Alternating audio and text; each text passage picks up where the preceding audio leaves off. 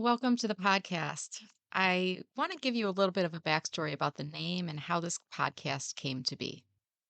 I come from a corporate marketing background, and I've always believed that there's different ways that we can share information and communicate information to put things in the best light for the company. I'm not talking about lying.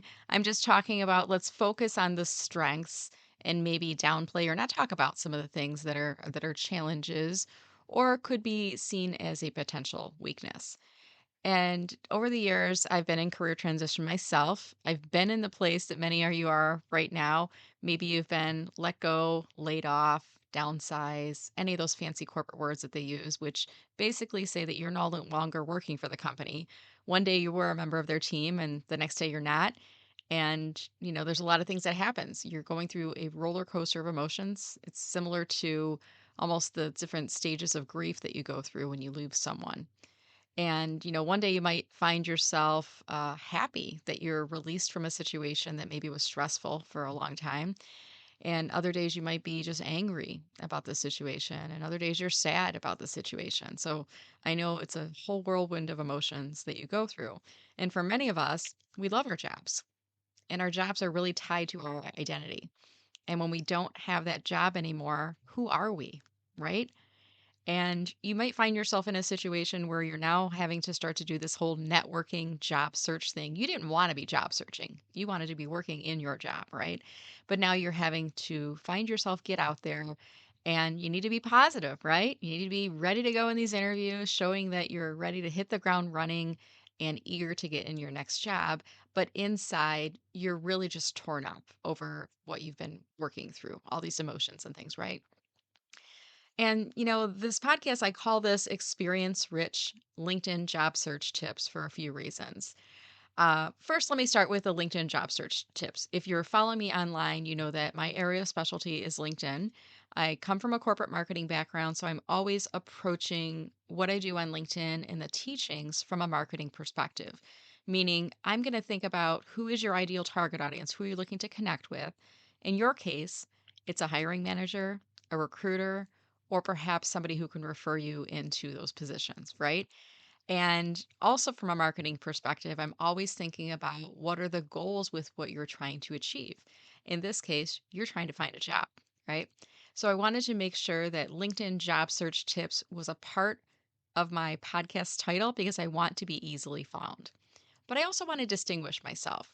And if you follow me online, if you've ever been in any one of my webinars or maybe my Friday VIP office hours for job seekers, you'll hear me using the term experience rich. I don't like to say mature candidates or older workers. I'm trying to put you in the best light possible, and I'm really trying to focus on what you have to offer. And when we use the term experience rich, we're focusing on the fact that you've gained so many experiences throughout your career and you're ready to offer them to your next employer, right?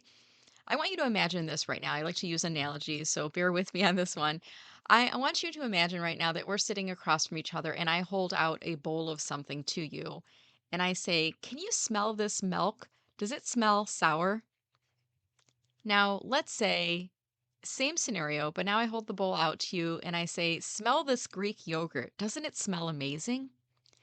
Now, in the first scenario, when you're leaning in, your nose is probably already a little bit wrinkled because you're anticipating that acidic sour smell from milk that has gone bad, right? In the second scenario, you might be looking for hints of vanilla or cinnamon or different, just fresh dairy scents that are coming to your nose because you're anticipating the smell of yogurt, right? Now, my friend, in both scenarios, we're talking about rotten milk, right?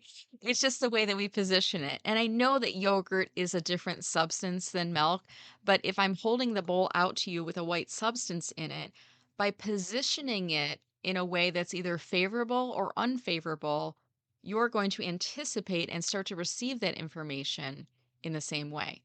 So if you're using the term mature worker, older candidate, things like that, stop using those terms. And if you've never used the term experience rich, I want you to start using it when you're identifying yourself as a candidate. And I like to think of someone who is experience rich. If we're putting a line in the sand, I'm going to say you're age 40 plus, 50 plus, 60 plus. And I always like to use those three time frames because I think anyone who's like under 40, you're not really facing the same concerns with your job search and perceptions within the marketplace than you are when you reach the age of 40. And I just recently turned 50 myself, so I'm right in the middle of this time frame. And I have many friends and clients and members of my community that I've helped over the years that are in the age range of 40, 50, 60. There's actually a guy a few years back that was aged 80, I think it was 83, and he found a job. He was in career transitioning of getting a job. So I work with people well beyond the age of 60 who are looking to stay in the workforce as well. But I do believe in you. And I know that you might not be happy that you're listening to this podcast because it means that you're not working right now and you need some tips with using LinkedIn. But I'm glad that you found me. And I want to let you know that I will be sharing with you some really great LinkedIn tips to help you to expand your visibility, to shine the spotlight on all the wonderful things that you offer to your next employer, and also to help you to understand the algorithm and the rules at play and even the psychology of how people are using LinkedIn. So, again, I am delighted that you found me. I know you might not be happy that you're here, but I want to let you know that you're not alone in on the process. There's a lot of great people in my community who are supporting job seekers just like you.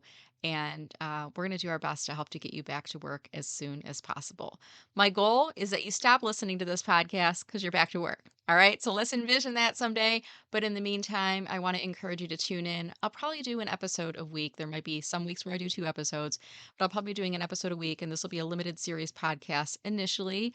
If it starts to take off and there's interest and we're continuing to get viewers, I might keep this going on an ongoing basis.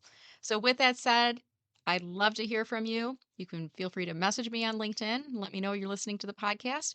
Or alternatively, you can send me an email to brenda@mellermarketing.com. Thank you for listening. Have a good day, and I look forward to seeing you on LinkedIn.